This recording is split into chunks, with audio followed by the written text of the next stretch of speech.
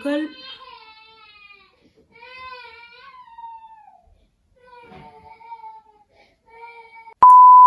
Hey tout le monde, j'espère que vous allez bien. Alors aujourd'hui on se retrouve pour une nouvelle vidéo. Donc comme vous l'avez vu dans le titre, on va parler d'études. Donc vraiment là c'est la période où tout le monde parle d'études en fait.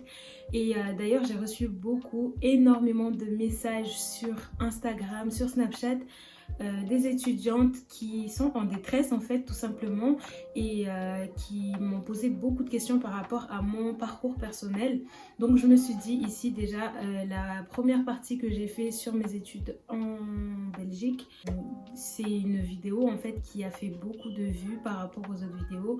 Donc je me suis dit pourquoi pas faire une vidéo YouTube comme ça, tout le monde peut bénéficier de mes réponses. Donc surtout après avoir visionné cette vidéo, si vous avez encore des questions, n'hésitez pas à m'envoyer un message sur mon Instagram ou sur mon Snapchat. Je tenais quand même à préciser que sur Instagram, tous les comptes qui sont en mode privé, c'est très difficile de voir vos messages. Surtout par rapport aux messages, je ne regarde pas tout le temps sur Instagram. Je suis plus Snapchat, donc n'hésitez pas à me suivre sur mon Snapchat.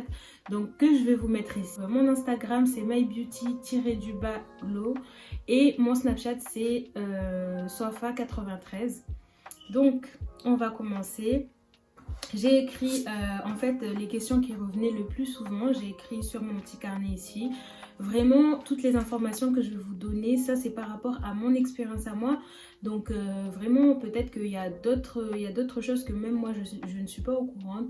Mais de toute façon je vais essayer d'adapter et de vous expliquer correctement tout mon parcours et tout ce que vous devez faire de votre côté. À la fin de la vidéo, si ça vous a plu, n'hésitez pas à liker, à commenter, à partager, à me suivre sur mes réseaux sociaux du coup, et même activer la petite cloche de notification pour mes futures vidéos et tout. Donc et du coup on va commencer maintenant.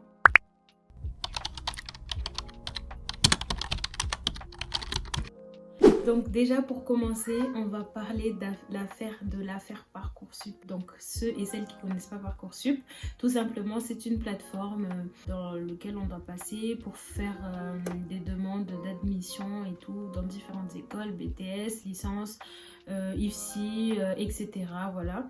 Cette plateforme-là a été mise à jour il n'y a pas longtemps, c'est-à-dire il y a 2-3 ans. Et depuis la mise à jour, en fait, on ne comprend plus rien. Et la liste d'attente, en fait, elle est tellement longue. Genre, surtout, je parle des études d'infirmier, par exemple. Les écoles, il y a beaucoup d'écoles, mais il y a beaucoup plus d'étudiants, beaucoup plus de demandes. Et du coup, chaque année, c'est la même chose. Et rares sont les gens qui réussissent à avoir une place d'admission. J'espère que parmi vous, il y en a qui ont eu la chance d'être admis. Et tous ceux et celles qui n'ont pas eu la chance d'être admis, ne perdez pas espoir. Voilà, c'est comme ça. Quand on est étudiant, on a toujours des difficultés. On rencontre toujours des obstacles. Déjà, moi j'étais dans une école qui s'appelle S2J, donc Saint-Joseph Sainte-Julienne. Donc cette école-là se situe à Liège. Pour accéder à cette école-là, j'ai appelé déjà, donc le numéro de téléphone vous trouvez sur internet. On vous demandera votre mail et on vous enverra un mail avec tous les documents à fournir, le dossier d'inscription, etc. En tout cas pour ma part, ça s'est passé comme ça l'année dernière. Donc cette année, je pense que c'est toujours pareil. Si c'est pas pareil, on vous le dira de toute façon. À partir de là, vous devez juste fournir vos documents et voilà, payer les frais de scolarité, etc. Et l'inscription officielle se fait sur place. Donc là, je parle surtout de ceux qui sont en France ou ailleurs qu'en Belgique. Donc, faut savoir que en Belgique, il y a plusieurs écoles. Donc, vous trouvez aussi des écoles qui se trouvent à la frontière de la Belgique et de la France.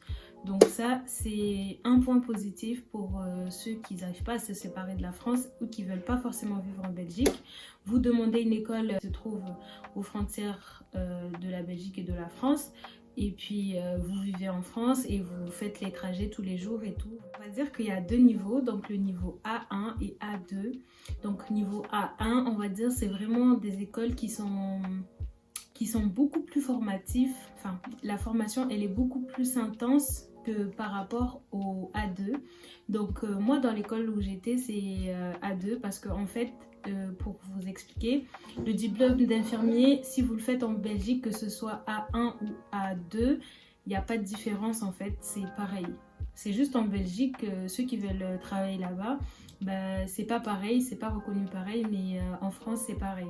Ensuite, il y a des écoles qui fonctionnent comme à la fac et il y a des écoles qui fonctionnent comme en BTS. Ça veut dire que ceux qui fonctionnent comme à la fac, en gros, vous allez en cours, vous allez pas, c'est votre problème.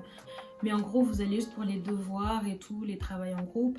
Mais les absences sont pas comptées et je pense qu'il y a beaucoup plus de matières, peut-être une 50aine de matières. Et en gros, vous passez des épreuves en décembre et en juillet comme nous, mais voilà, c'est juste que vous êtes beaucoup plus libre.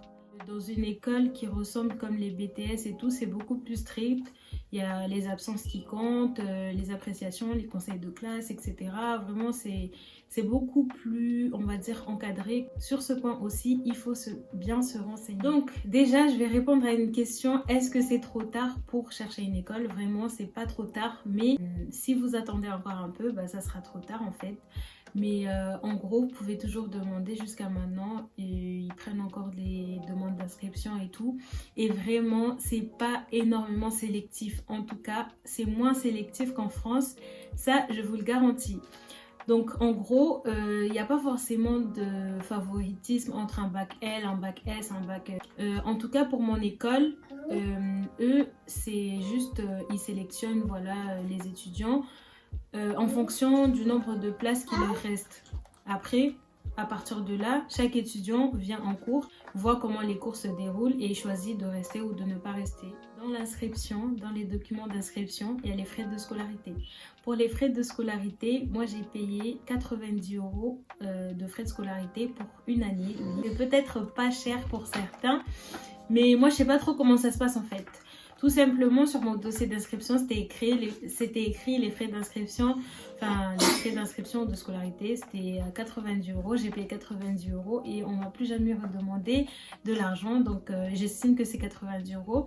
Après, je pense que ça dépend des études, parce que je sais qu'il y a des gens dans ma classe qui ont payé 1000 €, il y en a qui ont payé moins, il y en a qui ont payé plus. Donc vraiment, je pense que ça varie. Ça, il faut se renseigner directement avec l'école. Moi, je peux pas vous donner plus d'informations que ça. Dans les documents demandés, on va vous demander un document d'équivalence. Donc l'équivalence, je crois que j'avais déjà parlé de ça dans ma précédente vidéo. Donc en gros, l'équivalence, c'est par exemple, vous avez le bac. Et en Belgique, ils appellent pas ça le bac. Donc vu que vous avez le bac français, votre bac, pour qu'il soit reconnu en Belgique, vous devez avoir un document qui s'appelle équivalence. En gros, c'est comme si c'est eux qui valident que vous avez bel et bien eu le bac. Et que voilà, en gros c'est ça. Donc l'équivalence, ça fallait le faire jusqu'à juillet, il me semble, si je me trompe pas. Après vous pouvez toujours essayer. Moi l'année dernière je l'avais fait en retard, je l'avais fait après le délai, mais j'ai quand même essayé de le faire rapidement. Ce que je peux vous conseiller, surtout par rapport à ce document d'équivalence, parce que ça c'est un document qui est très très important pour votre inscription, pour passer les épreuves et tout. Donc ce que je peux vous conseiller, c'est d'aller directement sur place, c'est-à-dire à Bruxelles, pour faire ce document-là, et au plus vite parce que c'est très important. Pour faire ce document d'équivalence, vous allez sur le site de l'équivalence. Je vous mettrai les liens en barre d'infos. On va vous demander des documents à fournir, des documents à envoyer par courrier, et ça c'est très important de le faire rapidement. Donc dans les documents d'équivalence, on va vous demander votre diplôme et votre relevé de notes, qui devra être signé par la mairie, donc n'importe quelle mairie. Pour le document d'équivalence, il faut payer 200 €. Et en gros, tout diplôme que vous aurez en France ou en Belgique sera reconnu des deux côtés en gros. Voilà. Dans mon école, je vais vous parler du programme, comment ça se passait, enfin comment l'année a été programmée. Donc en gros, dans toute l'année, on a à peu près 21 matières. Vous les aurez petit à petit en fait au fur et à mesure de l'année. Il y a des matières qui s'arrêteront au mois de décembre. Il y a des matières qui continueront jusqu'au mois de juillet. Vous allez faire 3 semaines de cours, 3 semaines de stage, 3 semaines de cours jusqu'à la fin de l'année. Ça se passera comme ça. Pour les stages, c'est l'école qui va vous trouver les stages, qui va vous donner les horaires de stage, etc. Donc tout ça, c'est l'école qui choisit. Donc on va dire que dans l'année, vous avez 5 stages à réaliser, dont un stage en crèche ou en école primaire ou en école maternelle, ça dépend. Et les 4 autres stages, il y en aura un qui devra être en hôpital et les 3 autres en maison de repos. À chaque fin de stage, vous devez rendre un rapport. Ensuite, pour les cours, en fait, toutes les semaines, vous avez votre emploi du temps. En gros, votre emploi du temps, c'est jamais le même chaque semaine. Donc, une semaine, vous pouvez finir tôt, comme une autre semaine, vous pouvez finir plus tard, etc. Ah oui, pour celles, par exemple, qui ratent les stages, alors rater les stages, c'est vraiment trop compliqué parce que vous devez rattraper. Et pour rattraper vos stages, ça sera pendant les week-ends, pendant que vous faites vos stages suivants, ou pendant les vacances de 2 semaines, donc les vacances de Pâques, les vacances de la Toussaint, et je pense que c'est tout. Et voilà, vous n'avez pas le droit de rattraper vos stages, par exemple, pendant les grandes vacances en décembre ou en juillet. Non. En gros, pour les épreuves, vous avez une session d'épreuves en décembre. Donc ça, c'est la première partie. Vous avez à peu près 7 ou 8 matières que vous devez passer. Il y aura des matières, soit vous aurez validé et vous ne rattraperez plus. En gros, ça sera validé pour l'année. Ou sinon, il y a des matières qu'il va falloir rattraper au mois de juillet ou au mois d'août. Ça dépend. Vraiment, c'est complexe à ce niveau-là. Il y a des matières, vous allez passer les examens en décembre, mais c'est juste la première partie des cours. Et la deuxième partie, vous la passerez en juillet si vous validez la première partie. Voilà, je ne sais pas si vous m'avez compris, mais je ne sais pas vous dire autrement. Après, vous avez des contrôles continus, comme dans chaque école, vous avez des contrôles continus de temps en temps, mais c'est rare. Les devoirs maison, bon, vous avez aussi des devoirs maison, mais vraiment, ça va en fait. C'est bien organisé à ce niveau-là, donc ça va. Je vous conseille, c'est d'être vraiment régulier dans vos révisions, d'aller en cours, bien sûr, parce que c'est vrai que des fois, c'est compliqué et tout. C'est démoralisant, mais moi je vous conseille d'être toujours en cours et d'être bien organisé par rapport à vos révisions. Je vous dis pas de passer votre temps H24 à réviser, mais faut pas délaisser parce que même les contrôles continus, c'est très important parce que par exemple là normalement, on avait des examens au mois de juillet et avec le confinement et tout, l'épidémie, ça a fait que c'est les contrôles continus qui ont compté. Donc c'est important comme tout autre devoir, quoi. Comme tout autre examen. Pour les logements, ça c'est une question aussi qui m'est beaucoup revenue. Pour les logements, je vous donnerai une page Facebook où plusieurs personnes proposent des logements, des colocations et tout.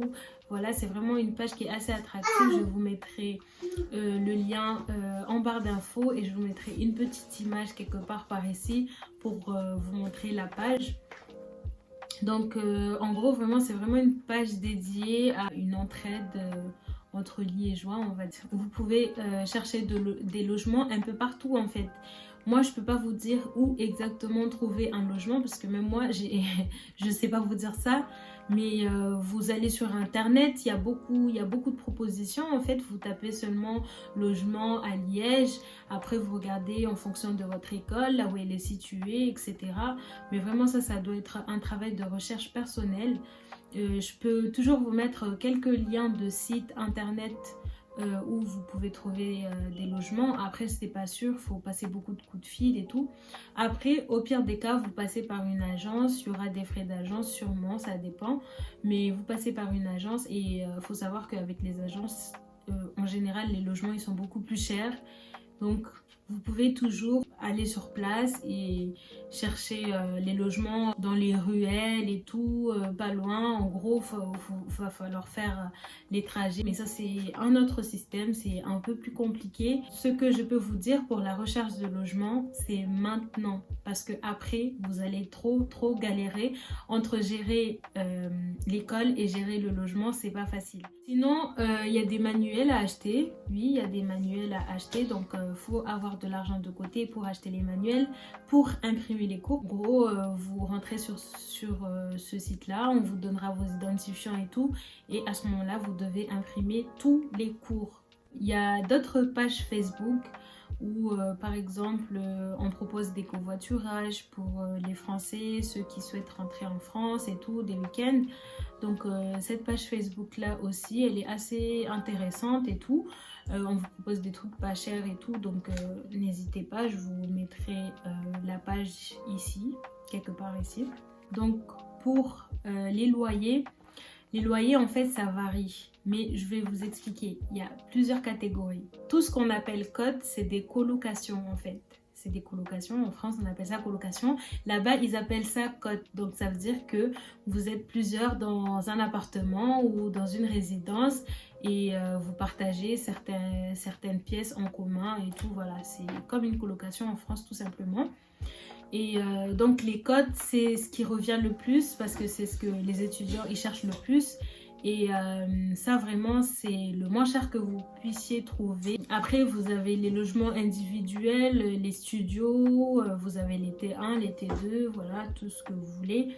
Mais les prix ils varient vraiment. Après les cotes, on va dire que ça peut coûter entre 250 € et 400 € par exemple. Et un studio ça peut coûter 350 € et 500 €. Et bon, à partir du T1, ben, là il n'y a pas de limite quoi. Il y a aussi des résidences étudiantes, mais les résidences étudiantes c'est quand même cher je trouve, puisque moi j'avais trouvé une résidence étudiante mais c'était 500 € par mois, charges comprises et tout, mais c'était quand même cher, enfin voilà, moi je trouve ça cher. Au transport, donc pour les transports, vous pouvez vous faire un abonnement, voilà, c'est dans la ville où vous allez à la gare et vous faites un abonnement de transport, c'est très important, hein, même si vous sortez pas, mais pour les stages vous aurez besoin, donc voilà. À Liège, l'abonnement pour se déplacer, c'est 15 € par mois. Pour les étudiants qui ont une voiture et qui vont ramener leur voiture en Belgique, il faut que vous prévoyez à l'avance où est-ce que vous allez garer votre voiture. Parce que je sais que dans ma classe, il y avait plusieurs étudiantes françaises avec des voitures et c'était compliqué d'avoir une place de parking et tout. Parce qu'en fait, prioritairement, les places de parking, c'est pour les Belges. Mais par contre, avoir une voiture, c'est très avantageux pour faire tout déplacement et tout. Vraiment, vous allez vous en rendre compte que après. Pour celles qui souhaitent passer par exemple le code, le permis, etc., ça se passe pas comme en France. Je sais plus exactement. Il me semble que pour le code, ça se passe en mode plus rapide qu'en France. Et je pense que c'est moins cher ou je sais plus. Franchement, je sais pas. J'ai pas envie de vous dire des bêtises. Concernant les abonnements téléphoniques. Alors pour les abonnements téléphoniques, en gros, vous pouvez garder votre abonnement free ou voilà, Bouygues ou à vous de voir. Mais là-bas aussi, ils proposent plusieurs abonnements. En tout cas, vous pouvez changer d'abonnement ou utiliser votre abonnement français. Mais il faut savoir qu'il y a des limites. Donc, vous pouvez vite partir en mode hors forfait si vous ne faites pas attention. Donc, je ne sais pas trop quoi vous conseiller, mais moi, personnellement, j'avais gardé mon abonnement français. Des fois, j'étais hors forfait. Mais bon, demandez si la vie, elle est chère là-bas ou pas. Ouais, je dirais que c'est un peu plus cher qu'en France. Après, ça dépend vraiment de quoi et ça dépend de où vous faites vos courses. En tout cas, moi, dans mon école, j'ai beaucoup aimé parce que j'ai été tellement bien encadrée, en fait, avec mes professeurs. Voilà... on va dire qu'on était une classe de 40 et cette classe de 40 est divisée en deux, donc le groupe A et le groupe B. Et on m'a demandé si le niveau il est difficile ou quoi. Donc moi de mon côté je dirais pas que c'est compliqué, c'était difficile comme chaque truc c'est difficile, mais en fait c'est juste que si vous aimez en fait réellement ce que vous faites, bah, vous ne verrez pas de difficulté. Il faut juste être concentré. On m'avait demandé par rapport à en France, c'est quoi la différence et tout. Donc en France, en gros, c'est pas pareil. En gros, eux, ils font 2 stages ou un stage l'année, je sais pas. Mais il me semble qu'ils font 2 stages l'année et c'est des stages de 6 semaines. Donc en gros, c'est le même nombre de semaines de stage, mais c'est pas réparti de la même manière. Ensuite, il me semble que dans les stages, ça se passe pas pareil qu'en Belgique. Du moins, beaucoup de pratiques se font directement en stage. Beaucoup, ils découvrent directement tout en stage par rapport à en Belgique que nous, on nous explique, on essaye de pratiquer déjà en cours et ensuite on nous envoie en stage. Je souhaite vraiment un bon courage à tout le monde parce que c'est pas évident. Ah non, j'ai oublié un truc. Par rapport au financement, on m'a demandé si on gagne la bourse du Crous, etc. Donc, il n'y a pas de bourse de Crous. Par contre, vous pouvez avoir une bourse départementale ou régionale. Ça dépend de là où vous venez et tout. Donc moi, perso, c'était une bourse départementale. Donc vraiment, ça varie. Oui, on m'avait aussi demandé est-ce qu'on a le droit de porter le foulard et tout. Donc non, on n'a pas le droit de porter le foulard. C'est comme dans toutes les autres écoles en France. Enfin, sauf les facs bien évidemment, mais on n'a pas le droit de porter le foulard. C'est la fin de cette vidéo, j'espère qu'elle vous aura plu. N'hésitez pas, comme je vous l'ai dit, likez, abonnez, partagez, vous connaissez la chanson. Et n'hésitez pas à me proposer d'autres types de vidéos que je pourrais faire, il n'y a pas de souci. N'hésitez pas à aller sur mon Instagram, là-bas je vous fais plus de tutos. Donc en ce moment j'essaie vraiment de faire des tutos make-up. Donc on se dit à très bientôt et puis bisous.